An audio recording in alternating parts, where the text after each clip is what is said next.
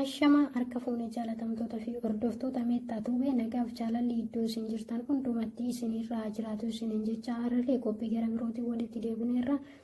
Qophii keenya hanga xumuraatitti akka nu waliin turtan abdii guddaa qabna. Namoonni yuutuubii keenya faara taatan sabiskiraayib gochuun akka nu waliin turtan abdii guddaa qabna.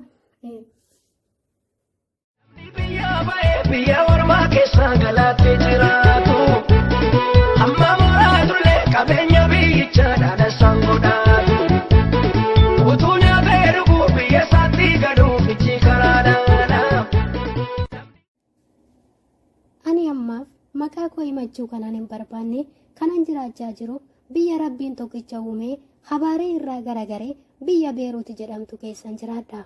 Umriin koo mana barnootaatiif geenyaan akkuma hiriyoota koo waliin mana barumsaa galee maatiin irraa dhaladhe harka qalleeyyii waan ta'aniif harmeen koo gabaa keessa taa'uun kanneen akka dinnichaa, shunkurtii fi qaaraa sharaftee bu'aa argattuun nyaata keenya nuu bittee nu jiraachisti turte.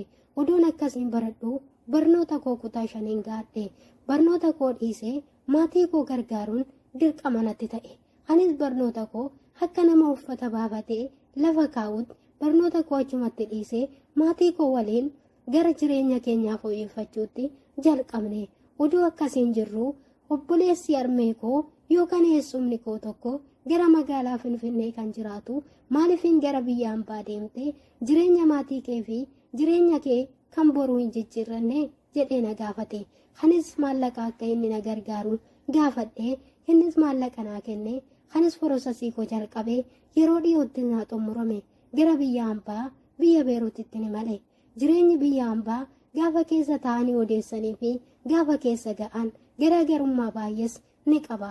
Anis jireenya koo fi jireenya maatii koo jijjiiruu waanan manaa ba'eef wanta hundumaa obsee hojjechuun dirqama natti ta'e.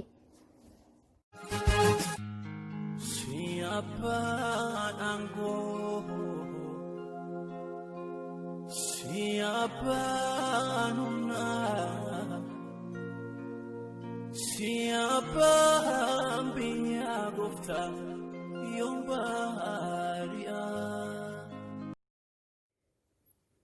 Odoon akkasiin hojjechaa jiru doolaarri badeeraa waan asii kennuun qabu jechuun natti dallanuu jalqabde.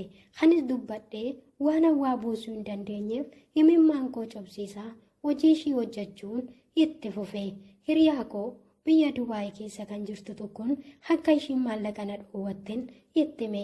Ishiinis tooftaa akkamiin akka maallaqa koo irraa fudhadhu erga naa maltee booda maatii koo dhukkubaa gara hospitaalaa jiru kanaan maallaqa nu ergi naan jedhanii maallaqa akka naa ergitu nan barbaada jedhiin naan jette. Anis akkuma ishiin jette itti himeen himimmaan koo kan walirraan cinne kana bo'uu jalqabe. Rabbiif galannaa ga'u ani ishiin mindaa koo na dhoowwatte malee hamaatiin koo mataayyuu na jalaa dhukkubee hin beeku. Guyyaa sana kan duriin jiru naan jette baankii deemuun maallaqa koo naa ergite. Isarraa jalqabdee yoo biyya kee galte hin deebitamoo achumatti hafta naan jettee na gaafachuu jalqabde. Yoon hin deebuu jedheen waan irratti yaaddi kan jedhuuf lakkii nan deebi'a malee biyya keessaa maalan fuudha asuma taa'ee maatii koo jijjiiruun barbaada jechuun hin jalqabe. Siapaan aangoo,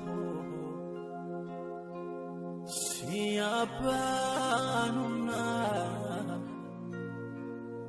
siapaan biyya gooftaa yoom baari'a.